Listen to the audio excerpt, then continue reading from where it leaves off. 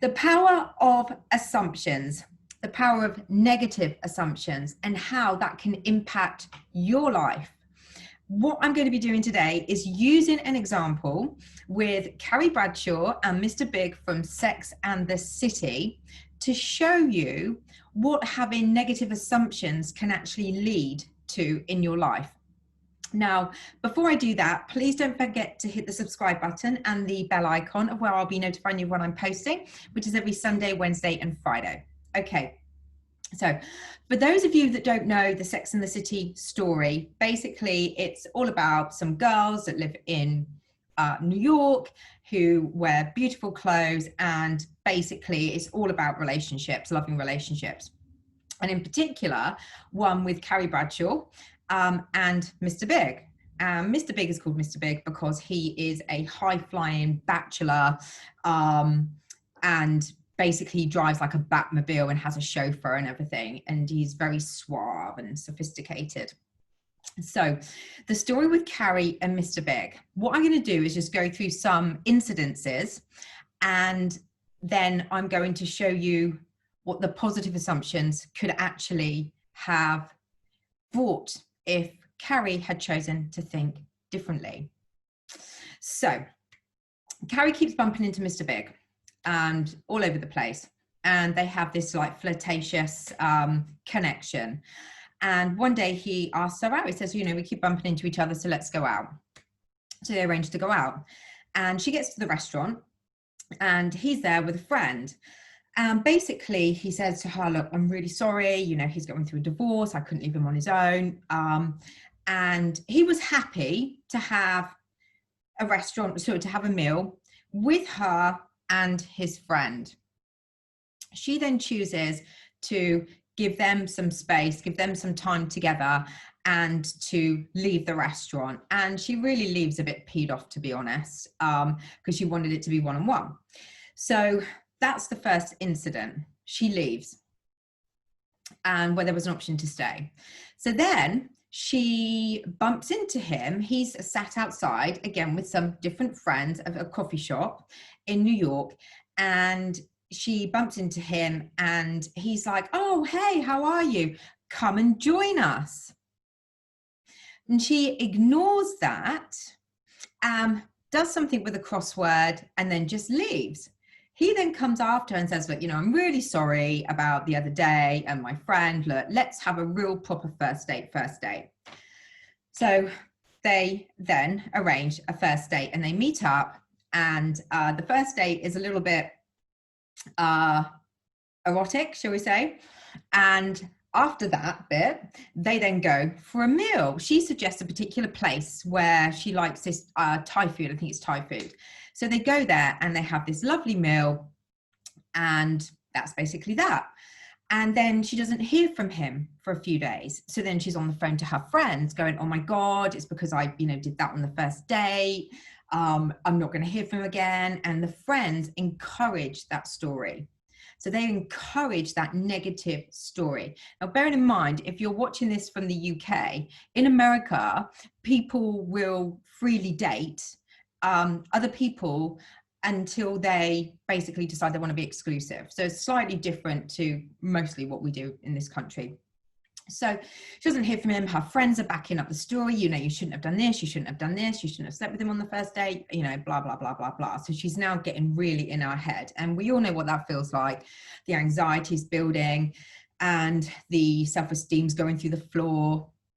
But then she does hear from him, and they arrange to see each other again. And they spend quite a bit of time over a particular weekend. And they're walking down, I don't know, say for example, Fifth Avenue, and they bump into some people that Mr. Big knows. And he's having a chat with them, but he doesn't introduce her. So he doesn't introduce her to these people. And she doesn't say anything about it. And then they walk off. And then that evening, they go to the same restaurant that he took her to on their first date. And she's now starting to build this story. So that he's really not that bothered about her because she slept with him on the first date, that she now doesn't believe that he's interested in her. He's hiding her because he didn't introduce her to these particular people that he bumped into. And also the restaurant that he took her to, even though she liked it, she's starting to think, well, you know, when I look around, this is a restaurant you would take people you want to hide, you know, not somebody that, you know, you want to people to be seen, with. So you can see all these assumptions are starting to build up, and they're creating a lot of momentum of stress and anxiety. So then she has she's a writer for the New York Star, the Sex and the City column, and she has a bus party where she's going to be basically sprawled all over this bus on a poster.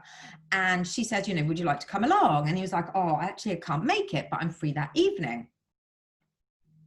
So she ignores the bit where he says he's free that evening, and she's now assuming, because she's now created this ball of negativity, that he doesn't want to really be a part of her. He's embarrassed of her. He isn't going to prioritize her. He doesn't really think a lot of her. He's hiding her. He doesn't want to introduce her to friends. You know, you can see this building up and building up and building up and building up.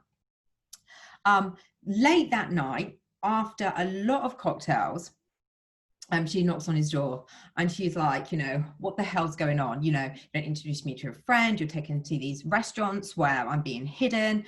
You don't come to my bus party. You know, you didn't call me for ages after the first day, blah, blah, blah. And he's like, okay, let's rewind a second. Number one, I took you to that restaurant again because I thought you liked it. And we had a really good time, and I wanted to replicate that. Number two, I didn't introduce you to these people that I bumped into because I couldn't remember their names. I'd met them in Aspen skiing, and I couldn't remember their names. That's why I didn't introduce you. And number three, the reason why I didn't come to your bus party celebration is because I had tickets for the Knicks or something like that. And she's like, oh, okay, right. So if we just look over these bits, there was evidence from the beginning that he wasn't going to hide her, that he wanted to introduce her to his friends, because he actually invited one of his friends on their first date. Then they bumped into each other in a coffee shop, outside a coffee shop, and he said, come and join us with his friends there. Again, more evidence. The fact that he couldn't remember these people's names. I mean, she could have just said, oh, who were they? And then that would have built a conversation up of, I can't remember their names. I'm so sorry, I couldn't introduce you.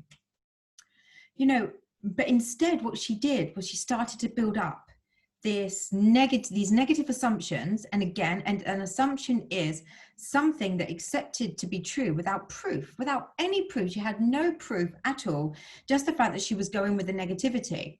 You know, and our friends were helping build that with her as well, because every time she spoke to them, they would be like, oh, you know, he's not interested, you know, this is why he's doing that, and it's all because you slept with him on the first date, blah, blah, blah, blah. So she now gets some kind of understanding of what, you know, what the truth is. And then following that, she bumps into him outside a church. She's doing some research for one of her columns, and he comes over to her and they have a chat. And she's like, why are you at church? And he said, well, I'm here with my mum, but the mum was further back. And she's like, oh, okay, I didn't know you did this. He said, well, you know, you do your stuff on a Sunday and I do this on a Sunday. The following week, she then goes to the church with one of her friends, all dressed up, and he sees her there. And he's like, what are you doing? And she actually then introduces herself to his mum, who has no recollection of who she is. Well, not recollection. She has no idea who she is, because clearly Mr. Big hasn't spoken to his mum about her yet. So now she's feeling really bad again. So she's gone to having a really good understanding of why things were happening. And now she's gone back to feeling really bad again. He doesn't want to introduce her to his mom. You know, she's hidden, she's this, she's that. All these assumptions are now coming back, creating this massive energy of negativity with this relationship. And then she speaks to him about that. And he's like, look, you know, I'm not quite ready yet, but please just have faith, you know, it's going to work out. We've just booked a lovely holiday to Barbados. We're going to do that. It's going to be amazing. She goes home. She's all in her head, negative, negative, negative, thinking about all the things that our friend has said, all these steps that even though he's said to her, these were the reasons why I did this, which actually is loving and kind. We've got proof all over the place that he's not trying to hide her. She's still thinking negatively and creating these negative assumptions. So he comes to knock on her door to take her to Barbados, and she's like, not coming. Done. We're done. That's it. We're done. And all because she put negative assumptions to every single thing in that relationship. And she spoke about it, and her friends just reconfirmed that. And again, where everyone is you pushed out. So what you think you're going to get back from people anyway. And if only she had thought positively. Now that relationship with Carrie and Big takes 10 years to actually formally get together. And all because of the stress, the anxiety, the negative assumptions, presuming things were true without any proof at all, even getting answers from Mr. Big to say that actually, no, this is why I did that. And this is why I did that. The proof that he wanted to introduce her to her friends was like there from the beginning, from the first date. So if you, like Carrie, have issues with relationships or about your body or about careers or about money or anything, and you're putting negative assumptions to it, think back to this story and think back to how much easier that relationship could have been to start with if only she had started with positive assumptions. You know, of course he's going to call me. Of course he wants me to meet his friends because he keeps asking me to see his friends when he's with them. Of course he, you know, he's being really kind and respectful, and he's taking me back to a restaurant he knows I love. We have so much fun there. Of course I'm going to have faith. He's going to introduce me to his mum because I'm an amazing person and I know that he loves me and we get on so well together. Of course we're going to have a great time in Barbados. You know, how much easier life is when we just flip that negative to a positive. And like I said, that is just one story. And it really opened my eyes because the other day when I was like bored, locked down, what am I going to do this evening? I just bought one of the series, and it happened to be the first series. And I was like, oh my God, what is she doing? Oh my God, what is she doing? And I'm the biggest Carrie Bradshaw fan ever. Love that character. But it really highlighted the fact that, you know, then you see the pains, the roller coasters, the ups and downs of their relationship for 10 years, all because she has negative assumptions. She can't keep those thoughts positive. She can't keep those assumptions positive. And remember, an assumption is something that we believe to be true without any proof. So why assume negatively when we can easily assume positively? And the more positive that we can assume, the more positive things are going to work out for us. Like I said, it could be your career, it could be your body, it could be your fitness, it could be relationships, it could be loving relationships, it could be family members, friendships, you know, whatever it is. So that is what can happen if you have negative assumptions.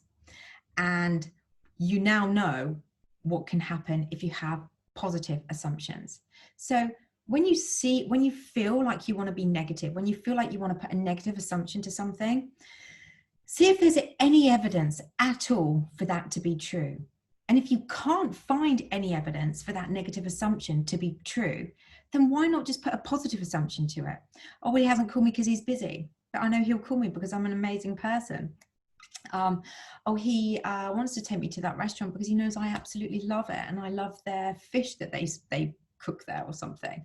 You know, he does want to introduce me to his friends because he keeps telling me he does. And I've met some of his friends anyway. You know, let's think more positively. And like I said, the more positive we think, the more positive assumptions we put to things, the more things will work out. So if you have any questions about this video today, please don't forget to get in touch. You can comment here, or I've got links below where you can comment in my variety of social media. And yeah, I'd be really interested to hear your thoughts on this. Like I said, I'm a huge Sex and the City fan, and yeah, I hope this resonates. So take care, and I will see you soon.